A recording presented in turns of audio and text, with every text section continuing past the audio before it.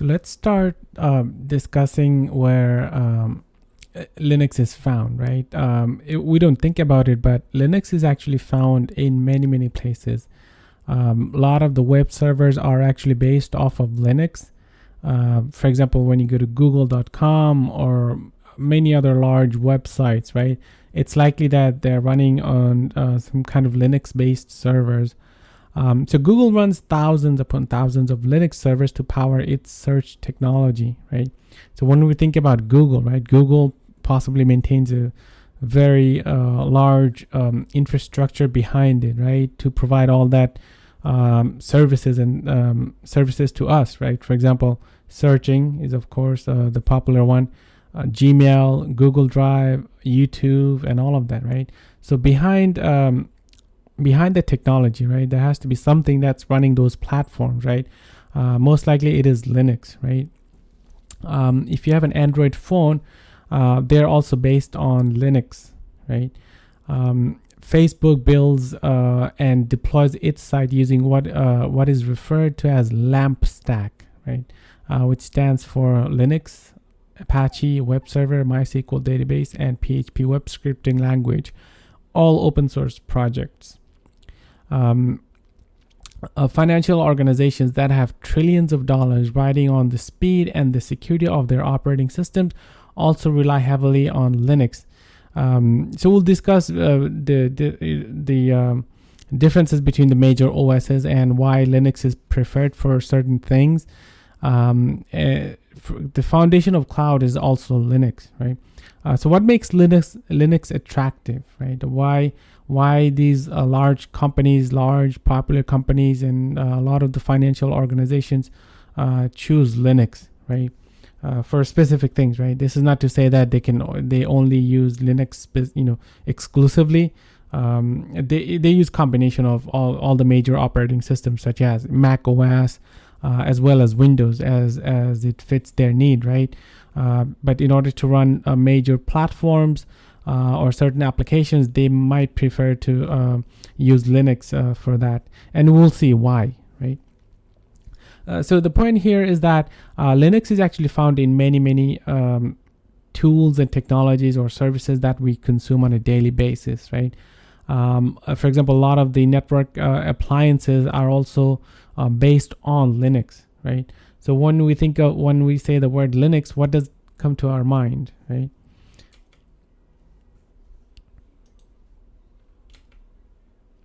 So what is Linux, right? What do we think of when we say the word Linux? So it is an operating system, right? Much like Windows, Microsoft Windows or Mac OS, some kind of desktop environment with a couple of icons that comes to our mind, right? Where the user interacts by clicking here and there, opening up applications and using it, surfing the net, word processing, spreadsheet, right? Making presentation or creating databases, the typical activities, right? So that's what we use an operating system for, right? So technically Linux itself is a kernel, right? It's not a full OS, right? The kernel is the open source project, right? So the kernel is a special kind of software, right? By itself, it's not much usable. Like you don't get a whole lot of utility out of it just by itself, right? It needs to be enhanced with other things to make it more functional, usable, right? Many components come together in a distribution, or sometimes it's known as distro, right, to form a complete OS, right? So in other words, to make it usable, right, so you can do something with it. Some Linux distros or distributions are free, some are commercial. We'll look at specific examples of those, right? So what a lot of companies do is actually take that open source code project, right, and add their own touch to it, right? Sort of creating their own label, their own modifications, and their own specialized tools, right? And then market that product as their own, right? And this is valid, right? This is doable and this is legit, right? So what they can sell that product, right? And also sell the support contract, right? And what a bunch of other companies also do is they'll give you the product for free, but if you need support, you have to pay for it, right? So that's their pricing model, and that is how a lot of companies generate revenue, right? The software is free, but the support is not. For some projects, they will charge both for the software as well as support, right? So these are all possibilities. So what is a kernel, right? The kernel is a special kind of software that does a couple of things, right? Interfacing with hardware devices, right? What is attached to the computer? So you could think, the memory, the CPU, and other add-on cards, or other hardwares that you might have connected, right? Other USB devices like printers, Wi-Fi, right? And things of that nature, right? It allocates memory to individual programs, meaning when you use applications such as browsers, terminal, word processor, right, painting program, right, they obviously need certain amount of memory and CPU, right? So the kernel handles that resource allocation to these applications, right, based on the resources requested, right? Also facilitates communication or connection between interaction between the software, various hardware, or other type of connectivity that the application may request, right? So for example, if you open up your browser, right, and you type in google.com, right? So that means you are requesting some kind of network connectivity, right? So that you can reach google.com, right? So your kernel will intercept that and facilitate that process, so that your browser, you can get to google.com, right? Or file opening, file conversion, and that type of thing are also handled by the kernel, right? Interaction between different software within the OS, right? Kernels are not interchangeable, right? The Linux OS kernel is called Linux, right? So this was created by a student named Linus Torvalds in 1991. So one of the primary reasons why Linux is very popular is because it runs on a wide variety of platform, a wide variety of hardware systems, right? It doesn't require a whole lot of hardware resources. It is able to run, quite decently on low on the low end hardware, right? So, so that made it really, really popular, right?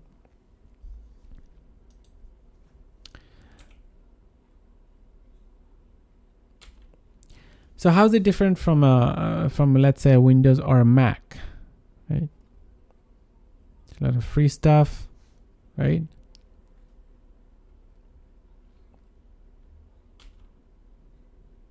Okay. So what makes up the Linux OS?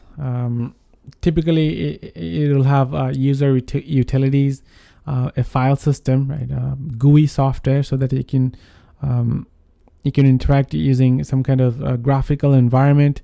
It will have libraries, the kernel itself, right?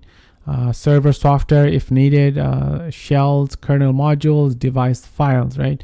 So this structure is similar to other OSs, right? There's the kernel, which is the core of the OS, right? And then the other components that make up a whole OS, right? The OS will have utilities, software that the user interacts with, the library files, right? In Windows, they're known as DLL files, right? So these are like helper files that are needed that are used by other programs to function, right? So you don't directly open those libraries or DLL files, right? They're just there and used by other software in that system.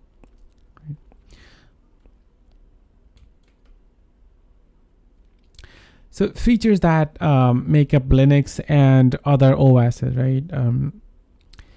So detecting and preparing hardware, right? So managing the hardware is one of the primary tasks of any OS, right? Whether it's Mac, Windows, or Linux, right? There's they interact with the hardware and make those resources available to be consumed by the user or applications as needed, right? So when the Linux system boots up, right? In other words, when you turn on the computer, it looks at the components of the components of your computer, right? Meaning CPU, hard drive, network cards, whatever you have it connected, right? And loads the necessary drivers and modules so that the OS can recognize and make use of them, right? Because if the OS is not able to recognize, you cannot really use it. So for example, if you have a new Wi-Fi card, right, USB Wi-Fi device or other type of device, right, and the OS is not able to load that necessary modules and drivers, so that means you will not be able to take advantage of that, right? The OS needs to recognize that hardware so that it can be used, right? Managing processes. The operating system must keep track of multiple processes running at the same time and decide which have access to the CPU and when. The system also must offer ways of starting, stopping, and changing the status of processes. So processes are run behind the scene. For example, when you open an application, right? Even when you're not using any application visibly, right? If you open the system utilities, right, you'll see that hundreds of processes are actually running. And so what are those, right? Why are they running even though you're not using any application? So the reason for that is these processes are actually needed for the OS to function, right? These are some processes could be turned off, right? Some processes are mandatory, right? So all these things are visible using the terminal or using some kind of utility where you can see exactly what processes are running, right?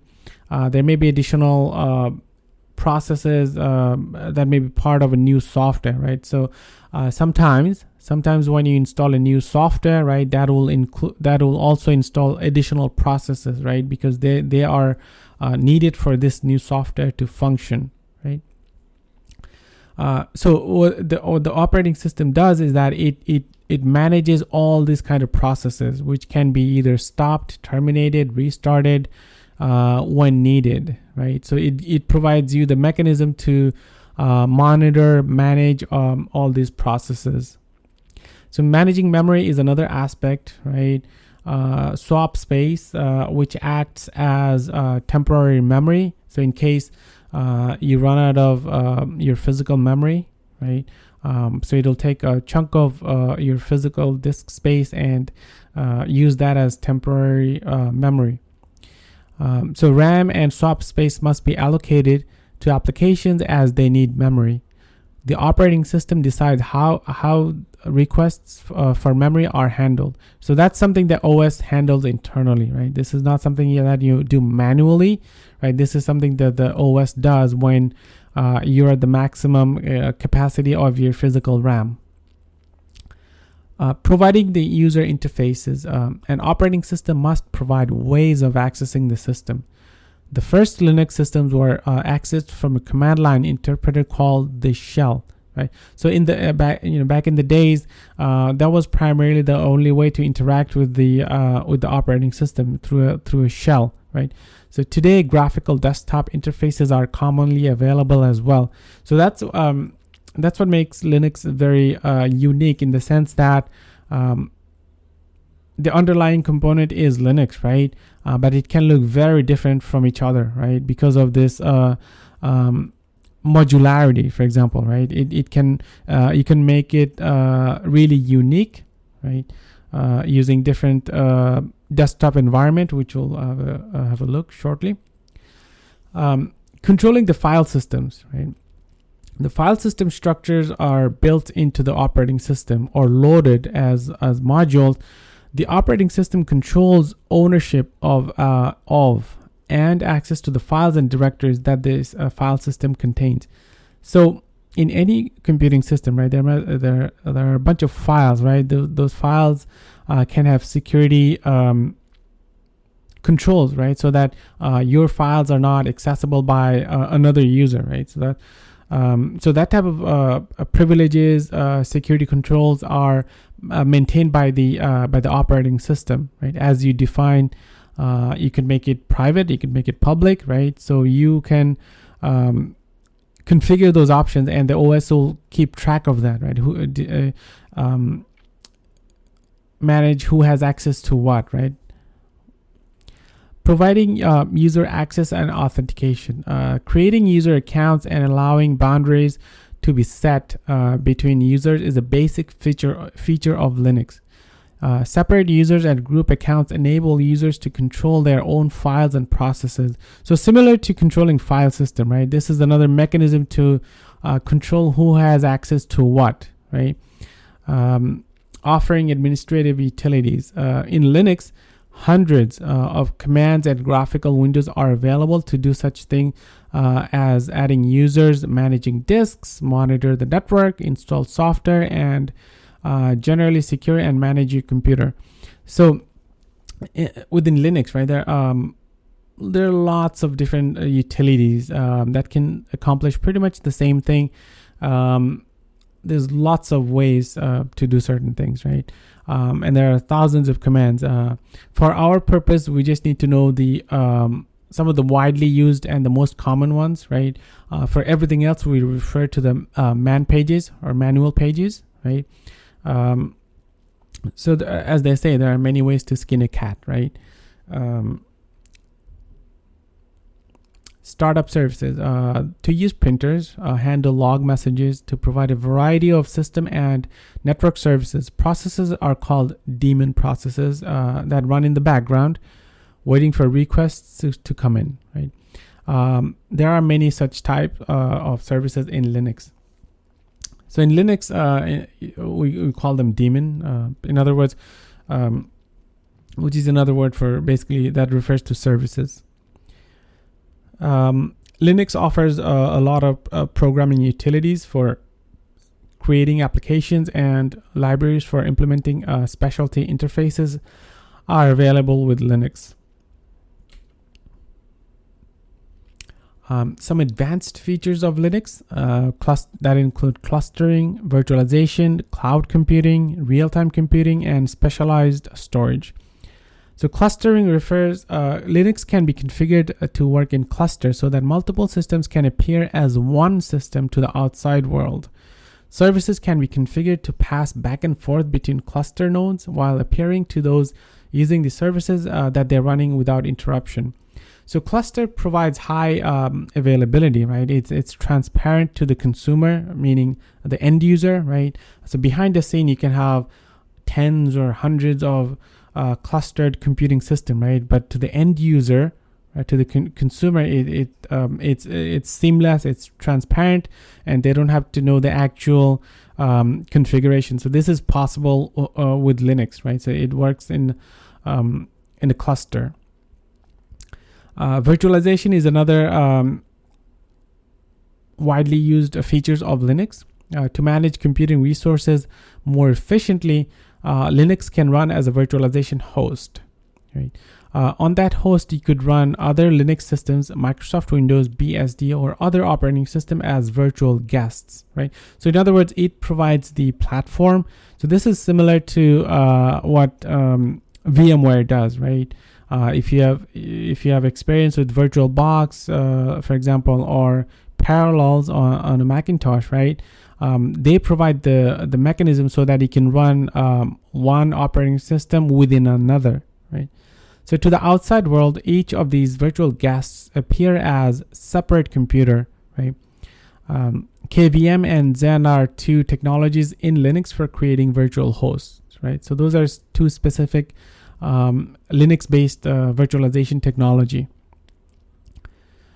Cloud computing. To manage large-scale virtualization environments, you can use full-blown cloud computing platforms based on Linux. Projects such as OpenStack and Red Hat virtualization can simultaneously manage many virtualization hosts. virtual networks, users, and system authentication, virtual guests, and network storage. So in other words, all the necessary components for cloud computing are handled by Linux as well. Linux can be configured for real-time computing, where high priority processes can expect fast, predictable attention. Instead of just storing data on the computer's hard disk, which is local storage, many specialized local and networked storage interfaces are available in Linux. Shared storage devices available in Linux include iSCSI, Fiber Channel, InfiniBand. Entire open source storage platforms include projects such as Ceph or GlusterFS. So those are some of the ways Linux can be used for advanced tools and technologies, right? So it's not just a typical desktop server environment, right? It is much more capable, scalable, and that's what makes it a popular choice at the enterprise, right? So quick history of Linux, right? As we mentioned, it began in 1991 with a message from Linus Torvalds. Minix. So back then, right, Minix was a Unix-like operating system that ran on PCs in the early 90s, right? So like Minix, Linux was also a clone of the Unix operating system. Bell Labs employee Ken Thompson and Dennis Ritchie set off their own to create an operating system, Unix. Unix offered file system, I/O redirection, portability, right? So here's in the blue you can see a command and piping, right? So here's the cat is a command, and then you take you pipe that output where you can sort and print, right? So it gives you that flexibility to do multiple things at the same time, right? So in other words, it really improves efficiency, right? So portability required high level of programming language, gave birth to C language by Brian Kernighan and Dennis Ritchie. So Unix was commercialized, running on special hardware, right? So that was a challenge, right? Because it was a commercial product and you needed special hardware to run. So it was not within the reach of the general population or cheap, right? Now going back further, right? Somebody named Richard Stallman started the GNU project in 1984. The GPL license allows author retains rights, free distribution, and copyright is maintained. There is no warranty with GNU software, right? Linux software was the piece that was needed to complete a whole Unix-like OS under GPL. Right? So the kernel was what was missing, right? Linux can be described as an open source Unix-like operating system that reflects a combination of SVID, POSIX, and BSD compliance, right? So the standards were maintained in Linux, right? So these days, commercial vendors include IBM, Red Hat, SUSE, Oracle, HP, Dell, and a bunch of others, right?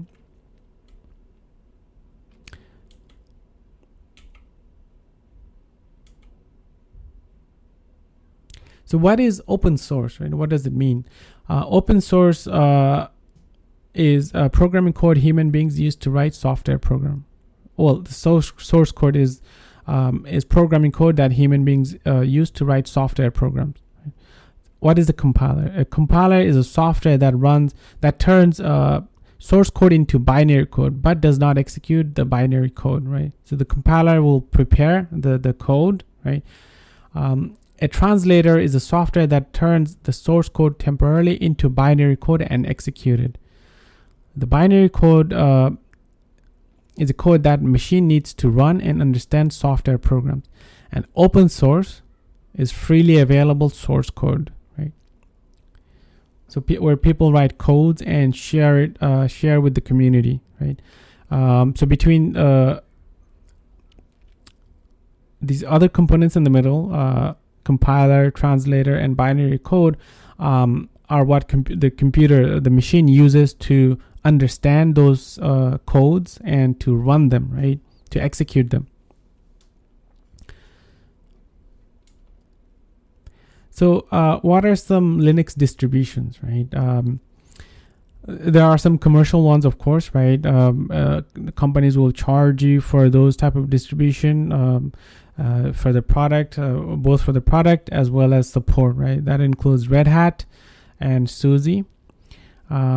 There are some free ones that include Fedora, Linux Mint, Ubuntu, and there are obviously some specialized one that have a specific purpose. For example, Kali Linux, Alpine Linux. So those are, they're all Linux, right?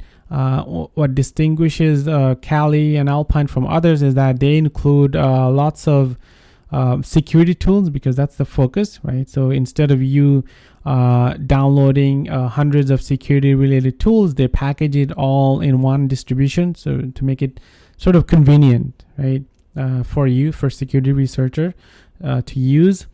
Of course, you can take any plain vanilla Linux OS such as Fedora, Ubuntu, and install all those tools manually, which could be time consuming and exhausting, right? So that's why these are popular with security researcher, right? It's like all in one OS. So there are other specific OSs, right? That's specialized on, let's say, for example, media, right? So where all the popular media tools are built in. For example, Ubuntu Studio is one of them, right? It has all these audio, video, and image manipulation tools built in, so that it's a convenient distro, right? There's another type of Linux distribution that's called the live distribution. So in other words, it doesn't actually modify your hard disk, right? You can use it as a live system without actually installing anything from a USB drive. Here are some examples, but of course this is not a full extensive list of all the Linux distribution, right? This is just a small representation of what's out there, right? There are hundreds of distributions out there, right? So distrowatch.com is a really good website to explore. So we talked about Linux, right? What does it look like actually? Let's see. So here's a screenshot of, I believe one of the, I think this is Mint, Linux Mint. So you can see the layout is very similar to Windows, for example, right? There's the usual start menu, right? And when you click on it, you can see a bunch of programs, right? The control panel, right? The other configuration tools, the terminal, the Firefox browser, right? You can see. Now on the right hand side where it says terminal, right, which is similar to the terminal on Mac OS or the command line in Windows, right? So here you can see obviously you can run a bunch of commands, and that's what it does, right?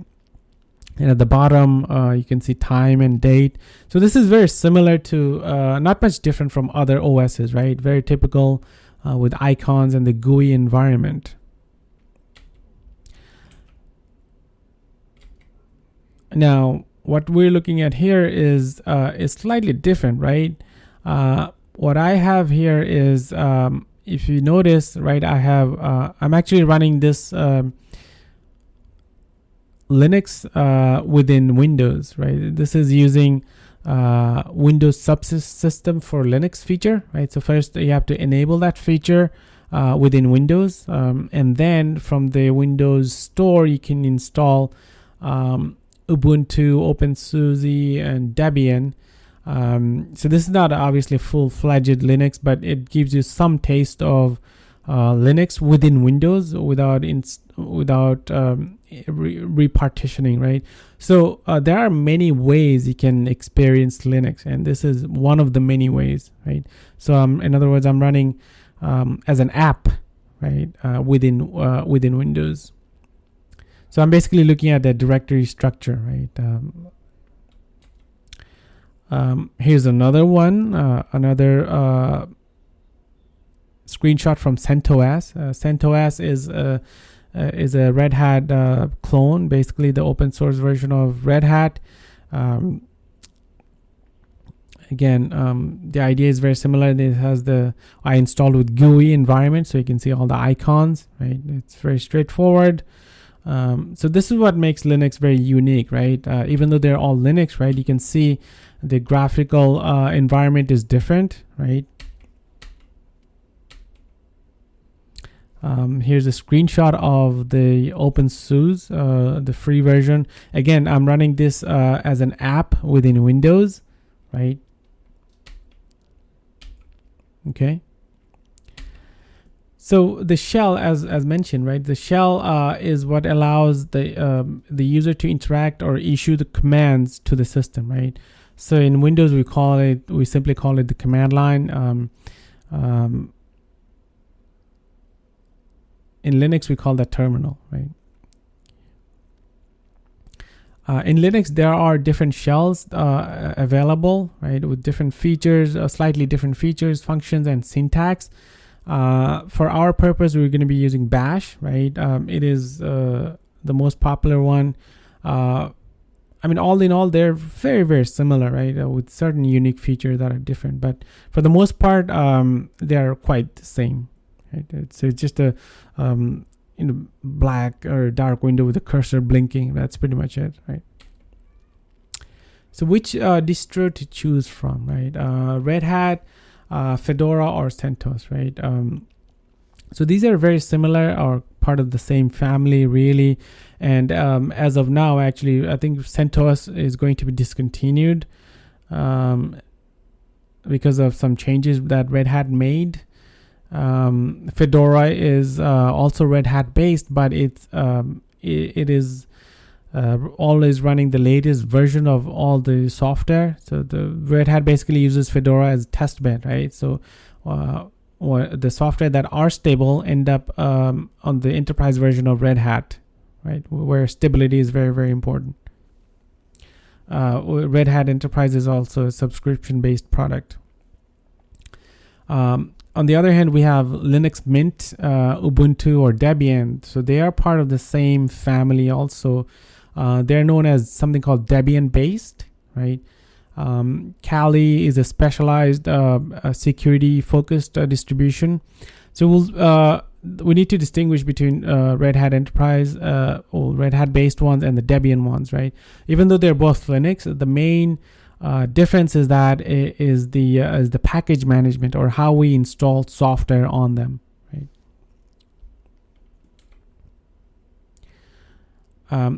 RPM package, right? So anything that uses RPM is Red Hat based, right? So back in the days, right, using a software was quite challenging, right? You had to download the source code, compile it, and then run it, right? So for the new users, it wasn't really a very friendly approach, right? People gave up right away. A lot of people, right? They were intimidated by it, right? So if you want to make something popular, right, you have to make it user friendly, right? So that gave birth to, RPM package management, right? It by installing software package in RPM format, that information about each software package could be stored in a local RPM database. It became easy to find what was installed, update, or remove it, right? So if you had to compile every time you needed a software, imagine, right? For the next version, you had to do that same process again, right? There was nothing telling you, oh, there's a new version, right? So it was not very user friendly, right? So that's where RPM was really useful, because it kept track of what's installed. When the update is needed, it notified you, right? Hey, there's a new version, right? So it made it very, very user friendly, right? And then there was the Anaconda installer from Red Hat, right? It made it very easy to install Linux. You just had to answer some basic questions, and then the wizard will finish installing Linux on your system. And then also Red Hat added some graphical tools for newcomers to Linux, right? Because not everybody was well versed in using the terminal, right? So basic utilities that provided means and the methods to connect to use their printers, connect to other network devices, or add and modify users. So these little things were very tremendously useful, right? So essentially, it allowed anybody to use a Linux system without being an expert in learning the commands, right? Obviously, you can do a lot of things with the command line, but it didn't require you to memorize and learn all the commands for every little thing, right? So what about the Deb or Debian-based distributions, right? So the primary difference between a Red Hat-based, RPM-based, and the Debian-based is the package management, or in other words, how you install, manage, and update your software, right? So these use Deb packaging format and tools to manage software, right? They're both pretty stable, right? And they provide similar functionalities, right? It keeps track of what's installed, when to update, and provides an easy mechanism and way to update and manage your software, right? Install new software, upgrade, right? So what Ubuntu did, so Debian historically was the senior distribution. They're still around, right? Ubuntu was the newcomer. They made it very popular. They made some tweaks and some changes and added some features. So Ubuntu is probably more known than Debian itself, even though Ubuntu itself is based on Debian.